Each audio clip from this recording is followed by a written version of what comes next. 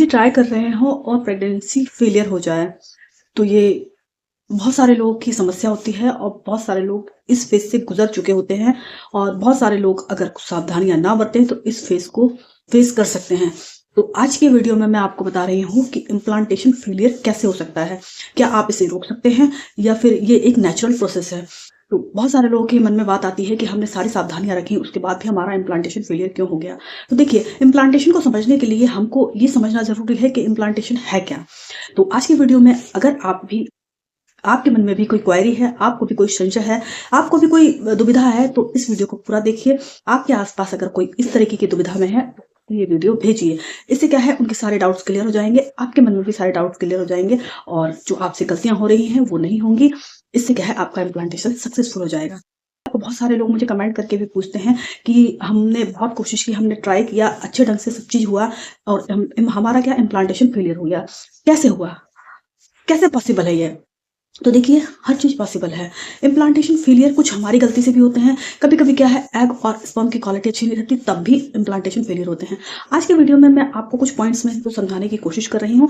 उम्मीद करती हूँ आपको जानकारी सब पसंद आएगी और समझ में आएगी। सबसे पहली बात तो क्या है कि आपको ये जानना जरूरी है कि आपका एग स्वस्थ है कि नहीं है। तो अब आप सोचेंगे ये कैसे जानेंगे। तो देखिए, अगर आपकी प्रेगनेंसी रुक जाती है तो एग स्वस्थ है, स्पर्म भी स्वस्थ है। तो और अगर आप डॉक्टर से चेकअप करा लेते हैं, आपकी प्रेगनेंसी बिल्कुल सही चल रही होती है, तो सब चीजें सही हैं। लेकिन अगर आपका इम्प्लांटेशन फेलियर हो जाता है, आगे जाके मिसकैरेज हो जाता है, तो इसमें एक कंडीशन होती है कि आपके एग और स्पर्म की गुणवत्ता ही खराब हो।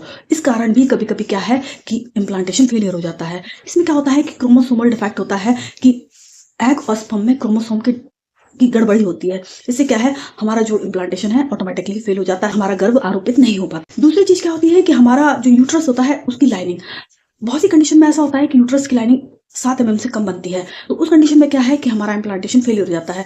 हमें सफल गर्भ धारण के लिए यूट्रस की लाइन है 7 mm से ज्यादा होना चाहिए या 7 mm तो होनी ही चाहिए। क्या होता है कि जब हमारा भ्रूण आरोपित हो जाता है तो ये यूट्रस की लाइनिंग अपने आप ही ऑटोमेटिकली मोटी होना शुरू हो जाती है, क्योंकि बॉडी में प्रोजेस्टेरोन का स्तर बढ़ने लगता है और ये हमारी गर्भ धारण को संभालने का काम करता है।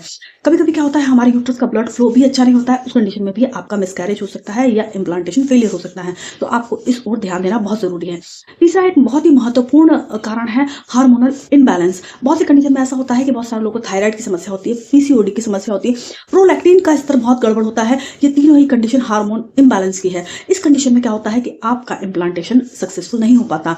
तो आपको जब भी आप डॉक्टर से मिले तो इन 3 चीजों का आप चेक जरूर कराएं और